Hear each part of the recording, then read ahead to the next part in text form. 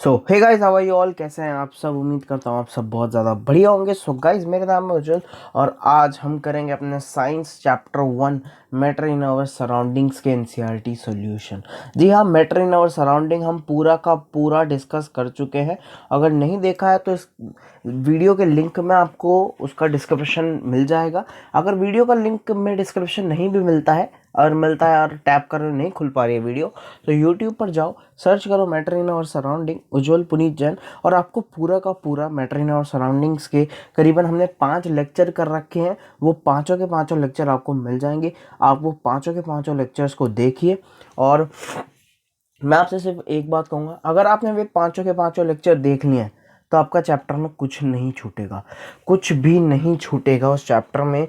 सिर्फ और सिर्फ एक टॉपिक अगर जो रहता है वो रहता है, शायद वो है आपका इवापोरेशन कोज कूलिंग, और वो बिल्कुल थियोरेटिकल टॉपिक था गाइस, इसलिए मैंने वो बिल्कुल भी नहीं उठाया। आपके पास अगर एनसीईआरटी है तो आप उसे रीड कर लेना, उस पर कोई क्वेश्चन बनता नहीं है, ठीक है। बाकी मैं ये कहूँगा उस 5 लेक्चर में 40-40 मिनट के अगर वो 5 लेक्चर्स हैं, अगर वो आप पाँचों लेक्चर देख लोगे तो मैं आपको सिर्फ ये बताऊँगा आपके सारे के सारे सॉल्यूशन हो जाएंगे। नहीं मानते हो, जिन्होंने कर रखा है वो आज मेरे साथ सॉल्व कर रहे हैं ये क्वेश्चंस, चेक कर लेना, ठीक है।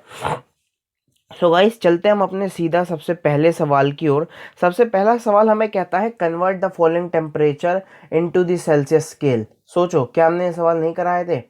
याद करो, हमने आपको कराए हुए हैं ये सवाल, आप चेक करना, आपको मिल जाएंगे। तो हमें कुछ नहीं करना है, ये सेल्सियस स्केल में कन्वर्ट करना है केल्विन को। हमने एक चीज़ बता रखी है, हमेशा जब भी आपको केल्विन को सेल्सियस में कन्वर्ट करना हो ना, केल्विन को सेल्सियस में कन्वर्ट करना हो, जो भी चीज़ आपके पास है उसे 273 से माइनस कर दो, ठीक है। वरना एक तरीका है, ये होता है केल्विन स्केल पे जो भी रीडिंग आएगी वो हमेशा कितनी होगी? सेल्सियस स्केल की रीडिंग प्लस 273, ठीक है। ये मैं शॉर्ट में लिख रहा हूँ, ये मत सोचना क्या लिख दिया। केल्विन स्केल की रीडिंग हमेशा कितनी आएगी? सेल्सियस स्केल की रीडिंग प्लस 273, ठीक है। और यूनिट केल्विन ही होती है केल्विन स्केल की, और सेल्सियस की होती है डिग्री सेल्सियस, ठीक है। याद रखना, सेल्सियस की होती है डिग्री सेल्सियस। तो ये 300 केल्विन को अगर मुझे सेल्सियस में करना है तो मैं 300 में से 273 माइनस कर दूंगा। जब मैं ये माइनस करूंगा तो माइनस करके मुझे मिल जाएगा 27 डिग्री सेल्सियस, ठीक है। 27 डिग्री सेल्सियस, और ये होता है हमारा स्टैंडर्ड रूम टेम्परेचर। अगर आपको कहीं मिलेगा, वैसे 25 होता है, 25 होता है, 27 नहीं होता। क्वेश्चन में 27 इसलिए देते हैं ताकि ईजी हो जाए, ठीक है। फिर है हमारा 573 केल्विन। 573 केल्विन को भी मैं बहुत आसानी से 273 से माइनस करूंगा तो 300 डिग्री सेल्सियस मेरा आंसर आ जाएगा।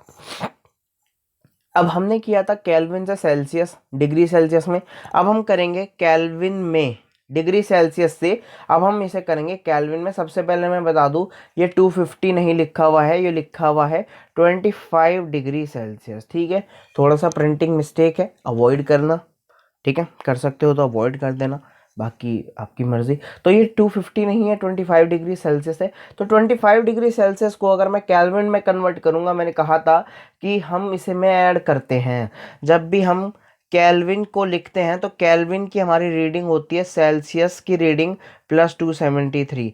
जो भी आपकी रीडिंग डिग्री सेल्सियस में आई हुई है ना, डिग्री सेल्सियस में जो भी रीडिंग आई है उसमें 273 ऐड कर दो, आपकी केल्विन की रीडिंग मिल जाएगी। जैसे ये बिल्कुल वैसी है गाइस, जैसे हम 1 किलोमीटर को नहीं कहते कि वो 1000 मीटर होता है। फिर मैं आपसे पूछ लूँ, जैसे 1 किलोमीटर तो 1000 मीटर हो गया, 1 किलोमीटर होता है 1000 मीटर। अगर मैं आपसे पूछूं कि 3.6 किलोमीटर कितना मीटर होगा, तो आप बता नहीं सकते क्या? आसानी से बता सकते हो।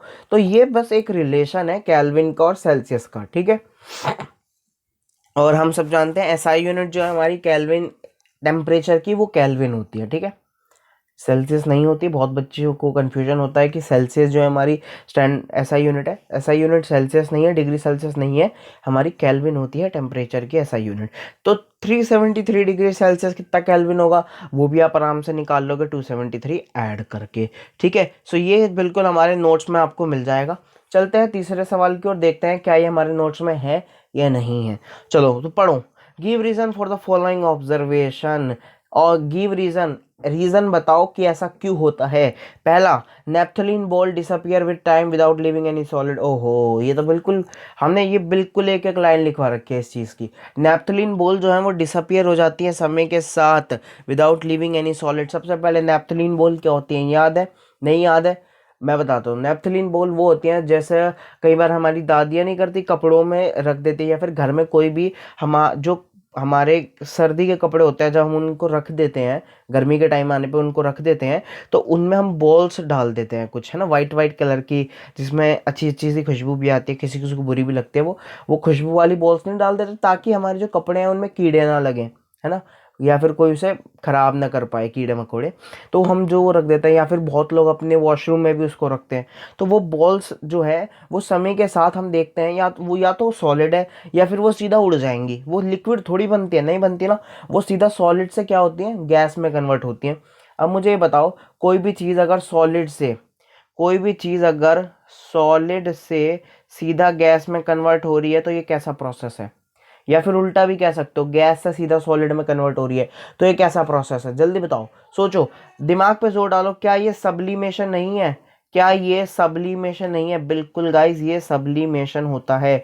सब्लिमेशन एक ऐसा प्रोसेस है जिसमें हमारा सॉलिड डायरेक्टली गैस बन जाती है और गैस हमारी डायरेक्टली सॉलिड बन जाती है। और आंसर पढ़ना जरा, naphthalene show the property of sublimation. जो नैप्थलीन है हमारा, नैप्थलीन बॉल्स हैं जो हमारी, वो किसकी प्रॉपर्टी शो करती हैं? सब्लिमेशन की प्रॉपर्टी को शो करते हैं, है ना, वो सब्लिमेशन की प्रॉपर्टी को शो करते हैं।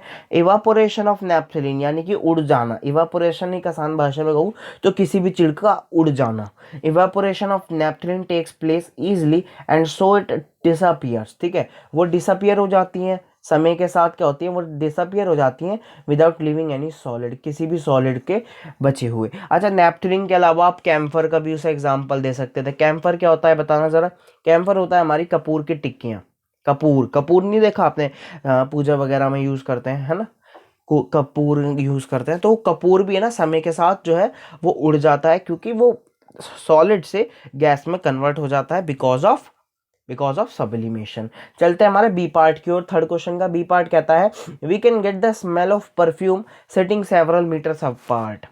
देखो, ये भी क्वेश्चन हमारे नोट्स में से है। हमने कहा था कि हम अगरबत्ती की खुशबू को क्यों दूर तक सूंघ पाते हैं भैया। हम एक रूम में बैठे, अगर कोई दूसरे रूम में अगरबत्ती जलाता है तो हमें इस रूम तक खुशबू आती है, या फिर कोई दूसरे रूम में परफ्यूम छिड़कता है तो इस रूम तक खुशबू आती है। ऐसा क्यों होता है? इसका हमने आंसर दिया था कि डिफ्यूजन की वजह से। डिफ्यूजन होता है किसी भी चीज़ का ट्रैवल करना, या फिर पार्टिकल्स का ट्रैवल करना। पार्टिकल्स के मूवमेंट को, या फिर मैं कहूँ मोशन को, क्या कहते हैं? डिफ्यूजन। किसी भी चीज़ के पार्टिकल्स के मोशन को क्या कहते हैं? हम डिफ्यूजन बोलते हैं। अब क्योंकि गैसेस के पार्टिकल्स के साथ साथ क्या ट्रैवल करता है? हमारा परफ्यूम के पार्टिकल्स। अब परफ्यूम कैसा है? गैस की फॉर्म में ना, वो भी ट्रैवल करेगा ना दूर दूर तक। तो परफ्यूम वेपराइज वेरी फास्ट। जो हमारा परफ्यूम है वो बहुत जल्दी से वेपराइज हो जाता है। वेपराइज बताओ क्या होता है? लिक्विड से गैस में कन्वर्ट होना। लिक्विड से गैस में कन्वर्ट होता है। वैसे तो कहते हैं परफ्यूम जो होता है वो लिक्विड होता है, लेकिन परफ्यूम जैसे ही आप स्प्रे करते हो, एटमॉस्फेयर में आते ही वो लिक्विड से गैस में कन्वर्ट हो जाता है। अब कोई भी चीज़ अगर गैस में ट्रेवल हो गई तो वो तो बहुत जल्दी भागती है। हमने पढ़ा था डिफ्यूजन गैसेस में बहुत तेज़ी से होता है। तो वो जो है वो जल्दी से वेपर में कन्वर्ट होकर ट्रेवल करने लग जाती हैं, डिफ्यूज होना स्टार्ट कर जाती हैं बहुत easily. That is why we can smell perfume sitting several metres apart. ठीक है, तो आज अपने घर वालों को भी बताना कि हम क्यों अगरबत्ती की खुशबू इतनी दूर तक सूंघ पाते हैं, क्योंकि जो अगरबत्ती के पार्टिकल्स हैं वो बहुत दूर तक जाते हैं। जो परफ्यूम के पार्टिकल्स हैं वो बहुत दूर तक ट्रेवल करते हैं।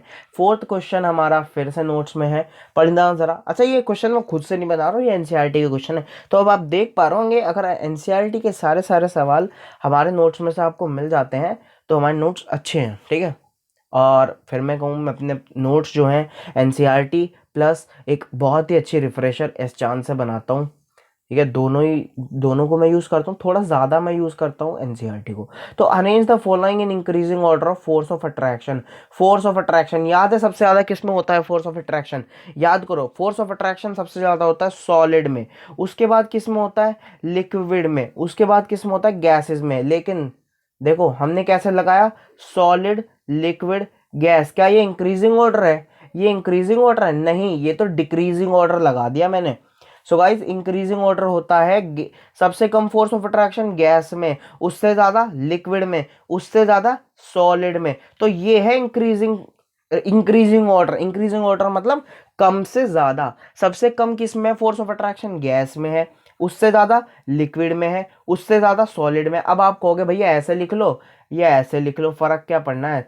सॉलिड लिख लो, अरे भैया चल जा, सॉलिड लिख लो या ऐसे लिख लो भैया, फर्क ही क्या पड़ना है तो दोनों चीज एक ही। एरो जो है वो तो सॉलिड की तरफ ही खुल रहा है ऊपर। भाई ये गलत है, ये तरीका गलत है, इस पे मार्क्स कट जाते हैं और काफी बार होता है एक भी नंबर नहीं मिलता। और अभी आपको शायद इसकी महत्वता ना पता चले, 11th में 12th में आओगे, कॉम्पिटिटिव एग्जाम्स की तैयारी करोगे ना, ये कॉम्पिटिटिव एग्जाम्स में आता है, ये आपके एनटीएससी में पूछते हैं ऐसे सवाल कि इंक्रीजिंग ऑर्डर में बताइए। आंसर जो है वो 90% बच्चों को पता होता है, 90% बच्चों को आंसर, लेकिन ठीक कितने करके आते हैं? केवल और केवल 10%, क्योंकि उन्हें पता है किस ऑर्डर में लगाना है। ये कैसा ऑर्डर है? इंक्रीजिंग ऑर्डर, छोटे से बड़ा। ये कैसा ऑर्डर है? ये है बड़े से छोटा, कि फोर्स ऑफ अट्रैक्शन सबसे ज्यादा किस में है। यहीं पे मिस्टेक करते हो, याद रखना। तो हमें रखनी है इंक्रीजिंग ऑर्डर, इंक्रीजिंग ऑर्डर, ठीक है। तो सबसे ज्यादा फोर्स ऑफ अट्रैक्शन किस में होती है? सॉलिड में। सबसे कम गैस में, उससे ज्यादा लिक्विड में, और उससे ज्यादा सॉलिड में। तो ये होता है हमारा increasing order of force of attraction. अब देखना जरा, हमें क्या क्या दे रखा है? Water, sugar, oxygen. सबसे पहले मुझे बताओ, इसमें से वाटर, शुगर, ऑक्सीजन में गैस कौन सी है? ऑक्सीजन। तो सबसे कम फोर्स ऑफ अट्रैक्शन किस में है? ऑक्सीजन में। उसके बाद लिक्विड कौन सा है? वाटर। उसके बाद सॉलिड कौन सा है? शुगर। होता है क्लियर? ये है हमारा करेक्ट फोर्स ऑफ अट्रैक्शन का तरीका। अब जो लोग शुगर को पहले लिखेंगे, उसके बाद ऐसा एरो बना के वाटर लिखेंगे, और उसके बाद दोबारा से ऐसा एरो बना के ऑक्सीजन लिखेंगे, उन्हें मैं ये कहूँगा भाई ये गलत है तरीका, ठीक है। अपने टीचर से पूछ लेना, मेरी नहीं मानते हो तो। चलते हैं नेक्स्ट, वीडियो को ज़्यादा लंबा ना बनाते हुए, मैंने आपको बता दिया जो तरीका होता है। फिफ्थ क्वेश्चन है हमारा, what is the physical state of water. Physical state of water क्या होगी अगर ये टेम्परेचर हो जाए? मुझे ये बताओ, वाटर अपनी स्टेट कब कब चेंज करता है? वाटर अपनी स्टेट चेंज करता है 0 डिग्री सेल्सियस पे। जैसे टेम्परेचर 0 डिग्री सेल्सियस या उससे ज़्यादा होता है तो सॉलिड हमारा लिक्विड में कन्वर्ट हो जाता है, ठीक है। जैसे टेम्परेचर 100 डिग्री सेल्सियस आता है तो लिक्विड हमारा गैस में कन्वर्ट होना स्टार्ट कर देता है, ठीक है। और हमने कहा था 0 डिग्री सेल्सियस पे और 100 डिग्री सेल्सियस पे ये होता है इक्विलिब्रियम में, यानी कि दोनों स्टेट पॉसिबल हैं। 0 डिग्री सेल्सियस आपकी आइस भी हो सकती है, 0 डिग्री सेल्सियस आपका लिक्विड भी हो सकता है। ऐसे 100 डिग्री सेल्सियस आपका लिक्विड भी हो सकता है, 100 डिग्री सेल्सियस आपका गैस भी हो सकता है। चलते हैं हमारा स्टेट की ओर। तो इन्होंने पूछा है 25 डिग्री सेल्सियस पे बताना भैया क्या होगा। मुझे बताओ 25 डिग्री सेल्सियस 0 से बड़ा है ना? बिल्कुल बड़ा है। तो क्या ये सॉलिड हो सकता है? भैया बिल्कुल सॉलिड नहीं हो सकता। क्या ये गैस हो सकता है? नहीं नहीं नहीं भैया, गैस तो 100 डिग्री सेल्सियस के बाद मिलेगा। तो ये क्या होगा? ये होगा लिक्विड, ठीक है। अच्छा 0 डिग्री सेल्सियस पे, 0 डिग्री सेल्सियस पे भैया सॉलिड होता है? नहीं नहीं भाई, 0 डिग्री सेल्सियस पे लिक्विड होता है ना। कुछ बच्चे सोच रहे होंगे लिक्विड होता है, कुछ सोच रहे होंगे गैस वेपर वो होता है, सॉलिड होता है। लेकिन मैंने अभी कहा कि 0 डिग्री सेल्सियस पे होता है इक्विलिब्रियम, दोनों स्टेट पॉसिबल हैं, दोनों स्टेट पॉसिबल हैं। 100 डिग्री सेल्सियस, 100 डिग्री सेल्सियस पे फिर लिक्विड भी हो जाएगा, 100 डिग्री सेल्सियस पे वेपर भी हो जाएगा, यानी कि दोनों की दोनों स्टेट फिर से पॉसिबल है, ठीक है। क्लियर हो गया? चलते हैं नेक्स्ट। नेक्स्ट है हमारा give two reasons to justify. Give two reasons to justify water at room temperature is liquid. Water जो है रूम टेम्परेचर पर लिक्विड क्यों होता है? लिक्विड की प्रॉपर्टी बताना जरा मुझे। भैया लिक्विड है फिक्स शेप, बट वो liquid do not have fix shape but have fix volume, है ना। लिक्विड क्या है? उसके पास फिक्स शेप नहीं है पर वॉल्यूम फिक्स है ना। वो है लिक्विड की प्रॉपर्टी। दूसरा जो लिक्विड है वो हमारे फ्लूइड्स होते हैं, फ्लूइड्स होते हैं। अच्छा फ्लूइड्स क्या होता है ये समझ लो, शायद हमने अपने लेक्चर में नहीं बताया था। फ्लूइड्स होता है लिक्विड या गैसेस के समूह को कहते हैं फ्लूइड्स। फ्लूइड्स कोई भी ऐसी चीज है जो ट्रेवल कर सकती हो, जो चल सकती हो, ठीक है। और रिजिड होती है कोई भी वो चीज जो ट्रेवल ना कर सकती हो खुद से, जिसके पार्टिकल्स ट्रेवल ना कर सकते। तो रिजिड वो चीज है, RIGID, रिजिड। रिजिड कोई भी ऐसा सब्सटेंस है जो ट्रेवल ना कर सकता हो, जो बिल्कुल फिक्स हो, है ना। वो ट्रैवल नहीं कर सकता। फ्लूइड्स वो है जिसे अगर आपने जिसे आपने अगर जगह दे दी तो वो ट्रैवल कर जाता है। जैसे हमने कहा था पानी का एग्जांपल याद करो, हमने कहा था अगर यहाँ के बाद पानी भर जाएगा तो आपने जगह दे दी है, पानी अब इधर ट्रैवल कर जाएगा। कर जाएगा नहीं कर जाएगा, बिल्कुल ठीक है। तो अब है वाटर हमारा रूम टेम्परेचर पर सॉलिड लिक्विड क्यों होता है। चलो, तो water is eight room temperature is liquid. बस इन्होंने कहा कि वाटर रूम टेम्परेचर पर लिक्विड क्यों होता है, तो कुछ मत करो, लिक्विड की प्रॉपर्टीज बता दो। जी हाँ, लिक्विड क्यों होता है वाटर रूम टेम्परेचर पे, तो कुछ मत करो, सिर्फ और सिर्फ लिक्विड की प्रॉपर्टी बता दो और ये बता देना कि जो वाटर है वो रूम टेम्परेचर पे ये प्रॉपर्टी शो करता है और ये प्रॉपर्टी तो भैया लिक्विड की होती है। ये प्रॉपर्टी तो लिक्विड की होती है, तो भैया ये लिक्विड है ना। तो लिक्विड की पहली प्रॉपर्टी, इट हैज फ्लूडिटी, इसके पार्टिकल्स ट्रेवल कर सकते हैं। वाटर के पार्टिकल्स अगर फ्लूडिटी हैं और लिक्विड के पार्टिकल्स भी फ्लूडिटी होते हैं तो वाटर कैसा हुआ, लिक्विड हुआ। And has definite volume but not definite shape, है ना। हमने कहा था पानी को किसी भी ग्लास में भर दो वो उसका शेप ले लेगा। आप ऐसे ग्लास में भर दोगे तो ऐसा शेप ले लेगा, आप बाल्टी में डाल दोगे तो बाल्टी का शेप ले लेगा, आप एक कंटेनर में किसी भी कंटेनर में डाल दो, कटोरी में डाल दोगे कटोरी का शेप ले लेगा, है ना। तो जिस भी चीज में आप डाल देते हो पानी को वो उसका शेप ले लेता है। इसका कारण है कि पानी के पास कोई फिक्स शेप नहीं है, वो शेप लेता है जो कंटेनर की शेप है जिसमें आप उसे डाल रहे हो। तो water does not have fix shape but has fix volume.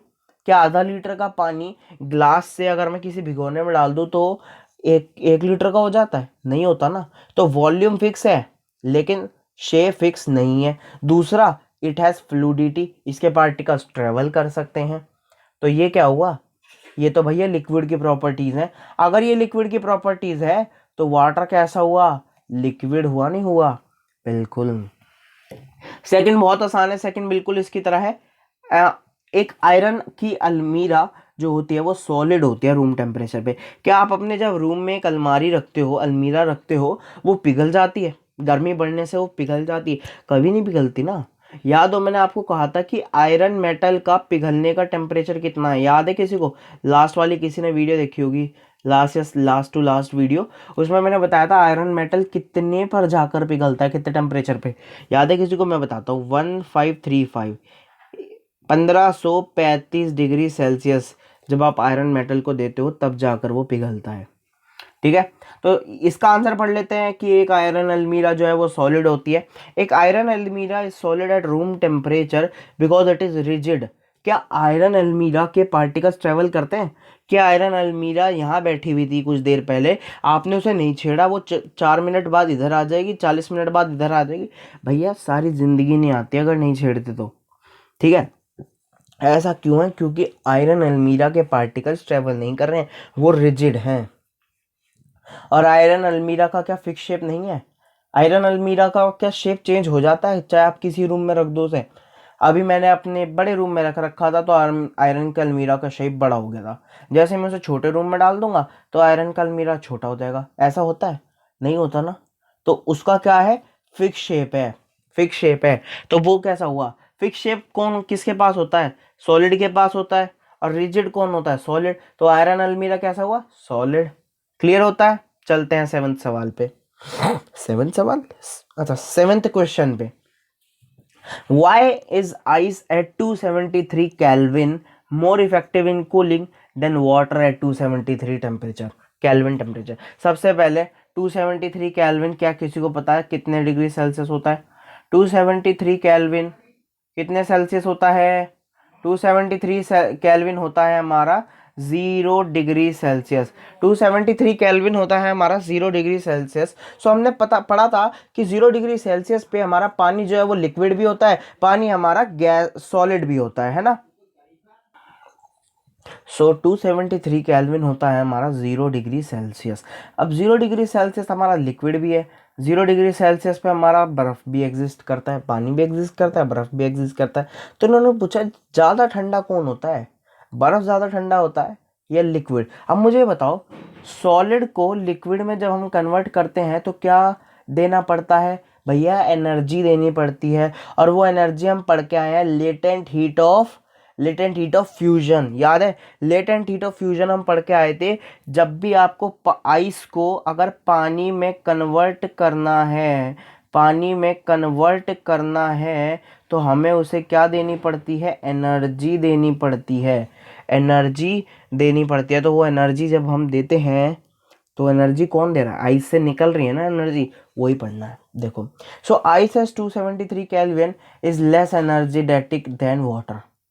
ठीक है, आइस जो होता है वो 273 केल्विन पर, so ice at 273 kelvin is less energetic than water. ठीक है, वाटर से लेस एनर्जेटिक होती है because of the difference in the latent heat of fusion. याद है कि सॉलिड को लिक्विड कन्वर्ट करने में, आइस को पानी में कन्वर्ट करने के लिए हमें कितनी लेटेंट हीट देनी पड़ी थी, 3.34 इंटू 10 पावर 5 जूल पर किलोग्राम। इतनी एनर्जी हमने दी है सॉलिड को लिक्विड बनाने में। तो हमारा कैसा सॉलिड जो है वो ज़्यादा इफेक्टिव हो सकता है, इफेक्टिव कौन होगा, लिक्विड होगा ना, which is present in water. अब ये एनर्जी किस में चली जाएगी, वाटर में चली जाएगी, वाटर में तो जाएगी ना ये एनर्जी, क्योंकि सॉलिड से लिक्विड में कन्वर्ट हुआ है उसी टेम्परेचर पे। क्योंकि हमने पढ़ा था टेम्परेचर चेंज होता नहीं है, जब आप लेटेंट हीट की बात करते हो तो कभी भी टेम्परेचर चेंज नहीं होता, सिर्फ और सिर्फ क्या चेंज होती है, स्टेट चेंज होती है। तो ये जो एक्स्ट्रा एनर्जी है वो काय में जाके एग्जिस्ट करेगी, उस लिक्विड में जाके एग्जिस्ट करेगी ना। तो जो हमारा लिक्विड है किसमें, 273 केल्विन पे, उसके पास ज़्यादा कूलिंग की एनर्जी होती है। ठीक है, ठीक है, देन वाटर। चलते हैं नेक्स्ट सवाल। नेक्स्ट सवाल बिल्कुल इसी की तरह है, क्वेश्चन बिल्कुल इसी की तरह है। What produces more severe Burns, boiling water और स्टीम? क्या ज़्यादा प्रोड्यूस करता है बर्न को, मुझे बताओ, स्टीम ज़्यादा प्रोड्यूस करती है बर्न या फिर बॉइलिंग वाटर? तो steam produces more severe burns than boiling water. जो स्टीम है वो ज़्यादा प्रोड्यूस करेगी हमारा क्या, severe burn than boiling water. फिर से वही बात, क्योंकि जो स्टीम है उसके पास मोर एनर्जी है वाटर से। याद है latent heat of vaporization, liquid को गैस में कन्वर्ट करने के लिए कितनी एनर्जी देनी पड़ी थी, 22 के आसपास थी, 22 इंटू 10 पावर 5 जूल पर किलोग्राम। इतनी एनर्जी लिक्विड से गैस में जाती है तब जाके लिक्विड गैस में कन्वर्ट होता है। तो ज़्यादा इफेक्टिव कौन होगी, गैस होगी ना। क्लियर हो गया, बिल्कुल। अभी लास्ट वाला सवाल जो है, लास्ट वाला क्वेश्चन जो है, ABCDEF, इसमें हमें पता करना है। अब ये बिल्कुल मत कहना हमें नहीं पता, क्योंकि मैंने बिल्कुल ये इसका एक फिगर दिखा रखी थी आपको।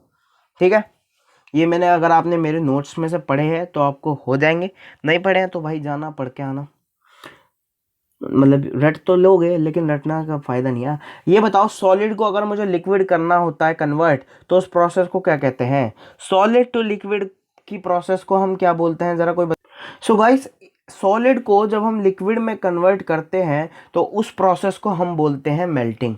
ठीक है, उस प्रोसेस को हम क्या बोलते हैं, मेल्टिंग बोलते हैं, जब हम सॉलिड को लिक्विड में कन्वर्ट करते हैं। तो ए हमारा क्या हो जाएगा, ए हमारा हो जाएगा मेल्टिंग। ठीक है, तो सॉलिड टू लिक्विड होता है मेल्टिंग। भैया क्लियर हो गया। अच्छा ये बताओ, लिक्विड टू गैस क्या होता है, liquid to gas, liquid to gas होता है बॉइलिंग। याद है कुछ, लिक्विड टू गैस होता है हमारा बॉइलिंग। ओके भैया क्लियर हो गया। ठीक है, अब सी बताओ, gas to liquid, gas to liquid ठंडा करना, सी होता है हमारा कंडेंसेशन। है, अगर नहीं, ये देखो अच्छे से पढ़ के आओ, उस लेक्चर मैंने एक लेक्चर में करवा रखे हैं ये स्टेट्स ऑफ मैटर पे, आपको क्लियर हो जाएंगे। ठीक है, तो सी होता है हमारा कंडेंसेशन। मैं इसे यहाँ से रब कर कर कहीं और लिख देता हूँ। अच्छा सी याद रख लेना, कंडेंसेशन स्पेस मेरे पास कम है। ठीक है, तो सी है हमारा कंडेंसेशन। ओके भैया, सी है हमारा कंडेंसेशन। डी बताओ जरा, liquid to gas, liquid to gas सोचो, लिक्विड टू गैस क्या होता है, मतलब पानी को बर्फ जमाने के लिए क्या करते हैं, फ्रीजिंग। याद है, पानी को बर्फ जमाने के लिए फ्रीजिंग। तो डी क्या आएगा हमारा, फ्रीजिंग। अच्छा solid to gas, solid to gas बताओ, सॉलिड टू गैस होता है सब्लिमेशन, और गैस टू सॉलिड भी सब्लिमेशन। चलो आंसर देख लो, देखो A melting, B boiling, C condensation, D solidification, B E और एफ हमारा सब्लिमेशन। डी सॉलिडिफिकेशन होता है, वैसे हम इसे फ्रीजिंग भी बोलते हैं। ठीक है, तो लिक्विड टू सॉलिड फ्रीजिंग भी होता है, लिक्विड टू सॉलिड, सॉलिडिफिकेशन भी होता है, दो नाम है इसके। इसका जो पॉपुलर नाम है वो फ्रीजिंग है, सॉलिडिफिकेशन भी आप लिख सकते हो। अब इन अगर प्रोसेस को आपको पढ़ना है तो वीडियो आपको देखनी पड़ेगी, ठीक है। आज वीडियो का ज़्यादा प्रचार हो गया, माफ़ करना किसी को बुरा लगा तो, कि भैया अपनी वीडियो को प्रचार कर रहे हो, ठीक है। बाकी ये कहूँगा आज हमारा ये चैप्टर मेरी तरफ से पूरा हो चुका है। एनसीईआरटी सॉल्यूशन भी मैंने आपको करा दी है। देखता हूँ अगर मुझे कुछ अच्छे क्वेश्चंस इसके कहीं और से मिल जाते हैं तो मैं उसको वीडियो जल्दी ले आऊँगा। नेक्स्ट अब हम स्टार्ट करेंगे हमारा फिजिक्स में एक टॉपिक, ठीक है, फोर्स के ऊपर स्टार्ट करने वाला है। जल्दी वो आपको चैप्टर मिल जाएगा, कल तक परसों तक वो चैप्टर आपको मिल जाएगा। बाकी लास्ट में ये कहूँगा कि वीडियो पसंद आए तो लाइक करना, चैनल को सब्सक्राइब करना और वीडियो अपने दोस्तों के साथ शेयर करना, ठीक है। दोस्तों के साथ शेयर करो और लास्ट में सिर्फ इतना ही ध्यान रखो अपना, कीप काम, है ना, स्टडी वेल और all the very best, bye.